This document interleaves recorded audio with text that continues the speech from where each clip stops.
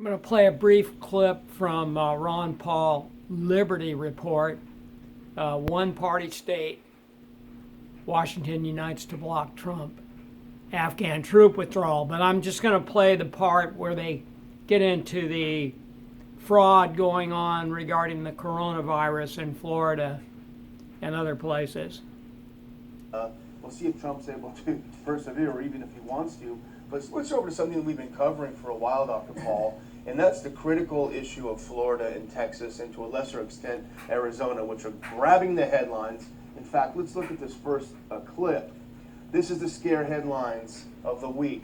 Florida surpasses 77,000 COVID-19 cases, 2,900 deaths, health officials say. This is the scare quotes, and you'll see it everywhere from Drudge to every one of these news outlets that are obsessed with this.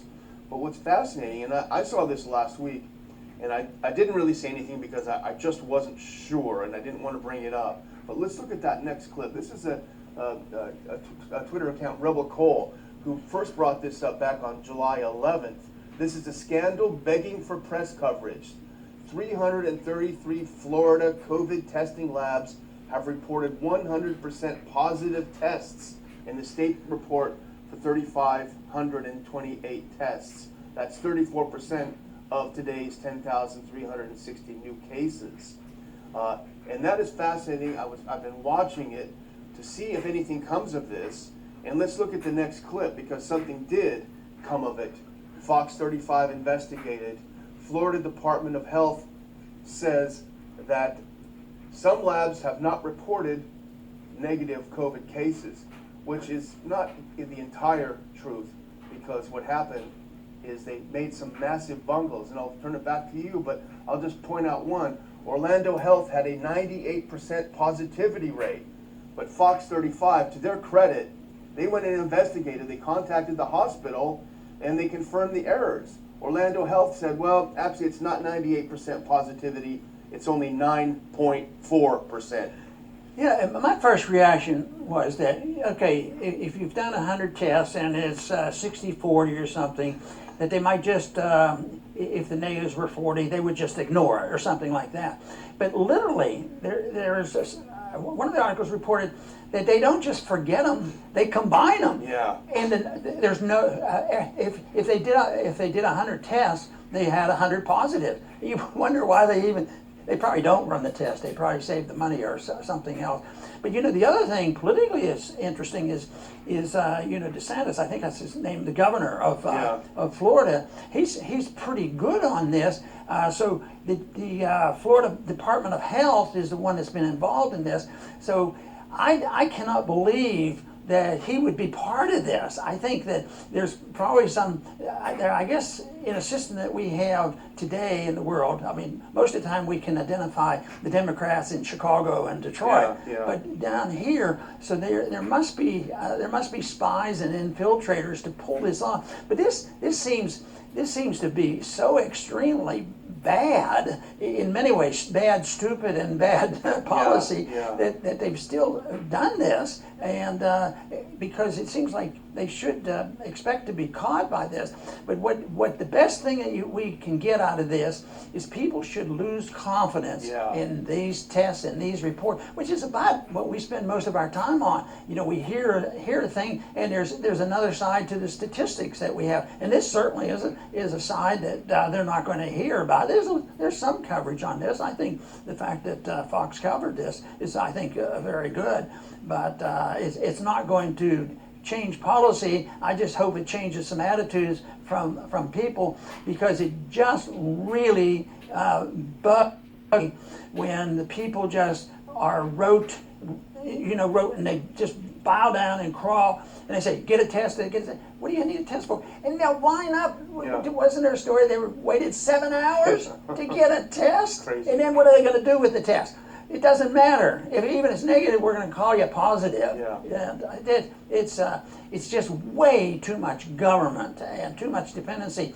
And it wouldn't be so bad if they were doing it and everybody recognized this and just dismissed them. That's what finally happened in the Soviet system. Everybody knew what they were doing, so nobody believed what they say. But we still have people easily terrified from this. And yet, even with my negative impression of all this, I still give a lot of people a pass, because I say, boy, they hear people getting sick, people can die from this, and you guys are just, endangering the world by doing this. But there's a lot more to it than simply saying that you have to lie to us about what's going on.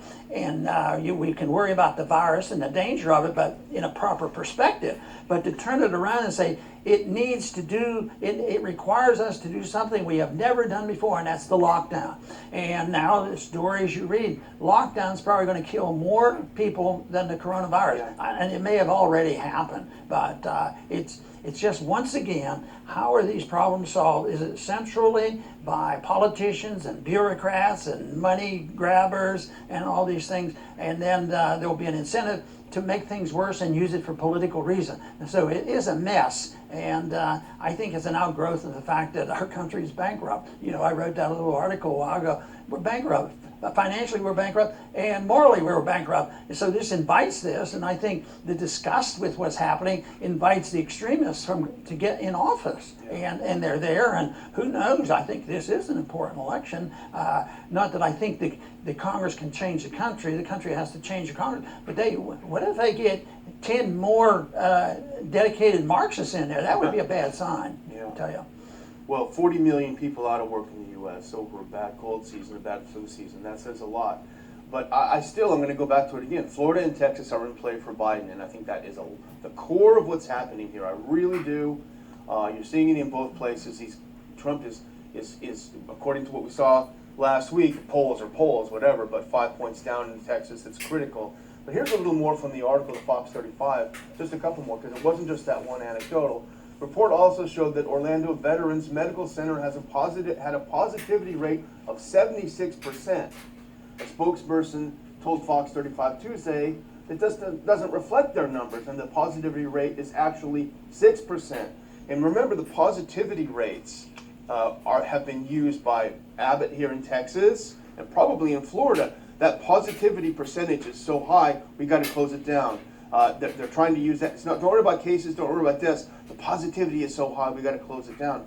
So they're using that to do that, and it's dangerous. Let's go to the next quote. I'm going to go through a couple more things about Florida, Dr. Paul. And here's the truth, Rebel Cole again. This is updated yesterday, July 14th. Here's the truth in Florida, above all the scare headlines. Today's occupancy. All beds 78.7, ICU beds 81.3. A week ago, all beds 79.3, ICU beds 82.1. They actually lower occupancy this week than last week, despite the fact that the so-called cases are up 72%. It's having a minimal impact on bed availability. Those blue lines you see on top of that graph on the bottom, the left is all bed. I'll stop it now. But you get the picture. The lies continue. And I thank you for watching. And